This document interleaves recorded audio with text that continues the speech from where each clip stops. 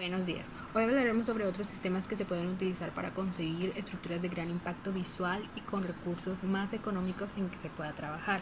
Una de ellas serían las placas plegadas. Estas son estructuras consistentes con elementos delgados como el hormigón, el acero, la madera, que están conectados rígidamente formando ángulos pronunciados, como puede ser por ejemplo un acordeón, una pirámide o otro, y genera una sección transversal rígida que permite cubrir distancias relativamente gigantescas. Cada una de estas láminas pueden ser de diferentes formas. Puede ser, como lo dije antes, el acordeón, o pueden ser rectangulares, triangulares o trapezoidales. Pueden clasificarse como prismáticas o piramidales, que tienen su comportamiento estructural que se descompone en dos direcciones, una que es la transversal y la otra que es la longitudinal. La transversal, las láminas trabajan como luces derechas apoyadas en las aristas y empotradas elásticamente en las placas adyacentes, en vez que la longitudinal transmite las aristas, se descompone según las direcciones de dos láminas que concurren a la arista, de modo que cada una de ellas queda cargada a su plano, y trabajan como viga, transmitiendo las cargas a los pórticos extremos. Los materiales utilizados para este tipo de placas se pueden usar la madera, el aluminio, el acero o de concreto armado.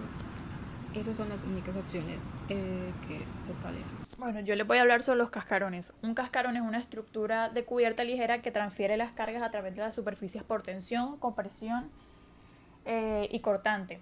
Esta estructura libera grandes claros y es relativamente delgada.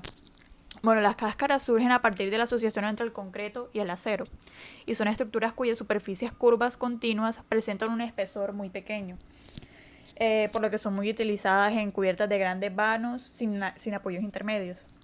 En términos estructurales, las cáscaras de hormigón son eficientes por resistir muy bien los esfuerzos de compresión, absorbiendo pequeños momentos de flexión en puntos específicos de su superficie, principalmente próximos a los apoyos. Ok. Bueno, ahora voy a hablar un poco del origen de las cáscaras. Las actuales cáscaras tienen sus orígenes en las civilizaciones egipcias, asirias y romanas, en las que se levantaban estructuras en arcos y estructuras abovedadas utilizando albañilería de piedra y tipos rudimentarios de concreto como material de construcción, con el material de construcción. Bueno, actualmente se utilizan modernos modelos computacionales como el método de los elementos finitos que auxilian en gran medida el diseño de sus estructuras. Después de algún tiempo, sin avances significativos en los métodos constructivos, las cáscaras evolucionaron enormemente a partir de principios del siglo XX, con el perfeccionamiento del hormigón armado, un material moldeable y muy resistente a la compresión, a la flexión y en cierto modo también a la tracción. Bueno, los precursores de las cáscaras modernas.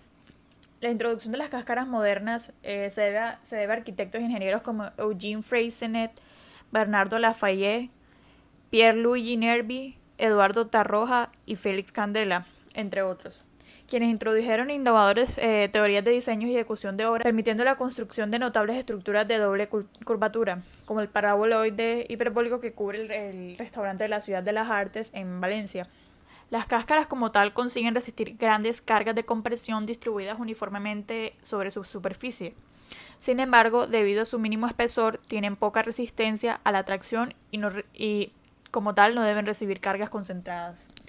La carga distribuida superficialmente está representada por el peso propio de la estructura, de los materiales de revestimiento y de la presión del viento.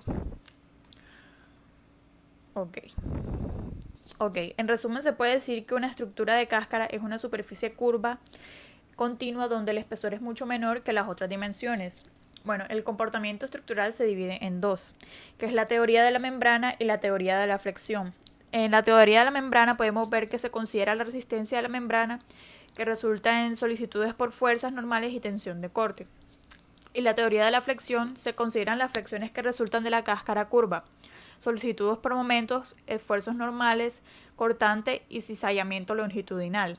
En los proyectos de cáscara se deben tener una especial atención en las regiones de los apoyos, pues en estas regiones pueden ocurrir solicitudes de flexión significativas. Los cascarones se dividen en dos categorías, que son las de la simple curva y las de doble curvatura. Bueno, las de simple curva, estas son desarrollables, es decir, si las aplastaran, tendrían una forma en un plano, son de una sola curva, son rectos en una sola dirección y curvados en las otras, y se pueden formar doblando una placa plana.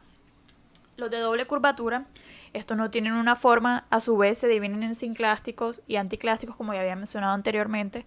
Y los de forma sinclástica, los domos, son doblemente curvados y tienen una curvatura similar en cada dirección. Los anticlásticos son doblemente curvados y tienen una curvatura opuesta en cada dirección. Tipos de cascarones. Los cascarones se clasifican de acuerdo con su forma. Sinclástico. Los de forma sinclástica son doblemente curvados y tienen una curvatura similar en cada dirección. Las cargas que llegan al cascarón, como el viento, se distribuyen a través de la superficie. En cada sección surgen esfuerzos de cortante, compresión y tensión. Los desarrollables. Los de forma desarrollada, conos, cilindros o de cañón, son de una sola curva. Son rectos en una dirección y curvados en las otras, y se pueden formar doblando una placa plana. Los anticlásticos. Los de forma anticlástica, con forma de silla de montar, que incluyen conoides, paraboloides, hiperbólicos e hiperboloides, son doblemente curvados y tienen una curvatura opuesta en cada dirección. Elementos que lo componen. Los componen los elementos de cubierta de concreto armado y los apoyos contrafuertes. Los conoides. Los conoides se generan moviendo el extremo de una línea recta a lo largo de una trayectoria curva y el otro extremo a lo largo de una línea recta o una curva más suave. Paraboloides hiperbólicos. Se generan moviendo una parábola convexa a lo largo de una parábola cóncava de la misma curvatura.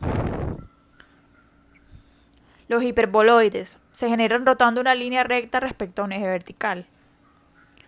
Los de forma libre son aquellas que no se derivan matemáticamente. La habilidad de los cascarones para resistir esfuerzos de tensión permite mucha mayor libertad en la forma. Se pueden diseñar para responder a consideraciones estéticas y funcionales y aún ser estructuralmente satisfactorios. Cascarones de cañón corto. Los cascarones de cañón corto tienen la dimensión más corta en planta a lo largo de su eje longitudinal. Cascarones de cañón largo. Tienen las dimensiones más largas en planta. Están soportados en las esquinas y se comportan como vigas largas en dirección longitudinal. Comportamiento estructural. Un domo se encuentra en compresión a lo largo de las líneas de arco en todas las direcciones. En un domo hemisférico hay una tendencia a permanecer estable la parte superior, pero a pandearse hacia arriba en la parte más baja. También en el comportamiento estructural, los domos elípticos acentúan la tendencia al pandeo hacia arriba en la región más baja y por consiguiente dependen aún más de la tensión de los aros para la estabilidad. Los domos parabólicos son casi funiculares, tienen menos tendencia al pandeo y producen menos tensión en los arcos. Los cascarones se comportan de dos formas o la combinación de ambas. Primero, rigidizando los extremos y segundo, rigidizando cada borde inferior en el sentido longitudinal para proporcionar la forma de una viga. ¿Cuáles son las ventajas de los cascarones de hormigón? El uso del hormigón como material de construcción reduce tanto los costos de materiales y los costos de construcción. Como el hormigón es relativamente barato y de fácil reparto en curvas compuestas, la estructura resultante puede ser extremadamente fuerte y segura. Moderna a modo de domo monolítico, por ejemplo, han resistido los huracanes y los incendios y son ampliamente considerados lo suficientemente fuertes como para recibir hasta tornados. Voy a mencionar algunas de las desventajas. Como el hormigón es un material poroso, las cáscaras de hormigón a menudo tienden a tener problemas de sellado. Si no es tratada, el agua de la lluvia puede filtrarse a través del techo y pues podría filtrarse en el interior del edificio. Por otra parte, la construcción sin costuras de las cúpulas de hormigón impiden que el aire se escape y puede conducir a la acumulación de la condensación en el interior de la concha.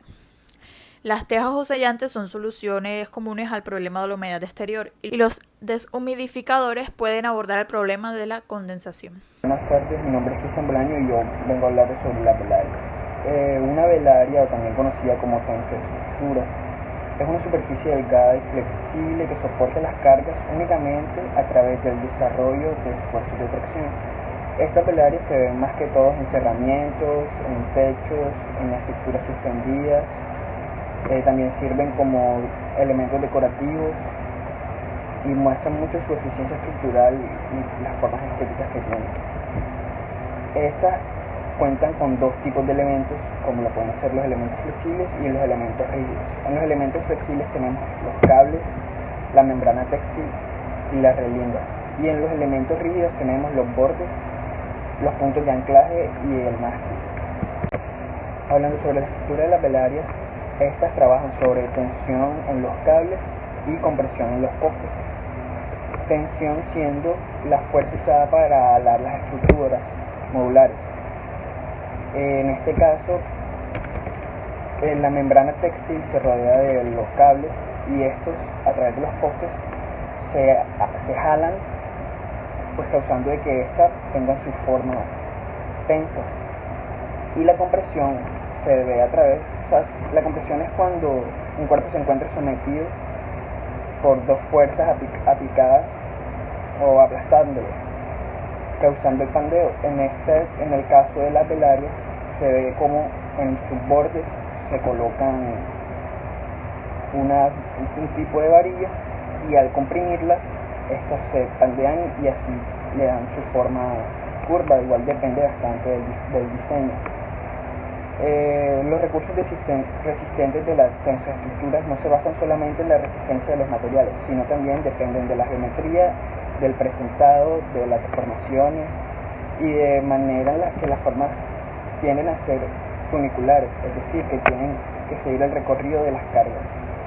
Además, las uniones también tienen que permitir cierto modo de giros o desplazamientos, y no solamente para transmitir cargas, sino también para aplicar y mantener el presentado. La mayoría de las membranas están hechas de fibra de vidrio o de textiles de poliéster, los cuales se refuerzan con sustancias de recubrimiento como el PVC, el teflón o silicona. Esta tela se suministra en rollos de anchos que varían entre 1,20 metros o 2 metros, por lo que tienen que unirse fragmentos a través de juntas cosidas, pegadas o soldadas. La tela empleada en las valeriadas es un conjunto de fibras sintéticas hiladas con el objetivo de crear una malla de fibras, la cual es recubierta por una capa prácticamente impermeable. El material de la membrana se refiere a la tela de fibra de poliestireno, PVDF, PVF y PTF. Los diferentes acabados de la superficie de la membrana son de diferentes duraciones y garantías dependiendo de su material. Otros materiales también utilizados en las tensoestructuras pueden ser el vinilo, el nylon y la fibra de vidrio revestida. Pues las velarias nos traen a nosotros los arquitectos beneficios, como lo pueden ser que son antisísmicas, permiten una gran cantidad de diseño, por ser bastante livianas, son fáciles de instalar y de transportar y por ende tienen un reducido tiempo de construcción.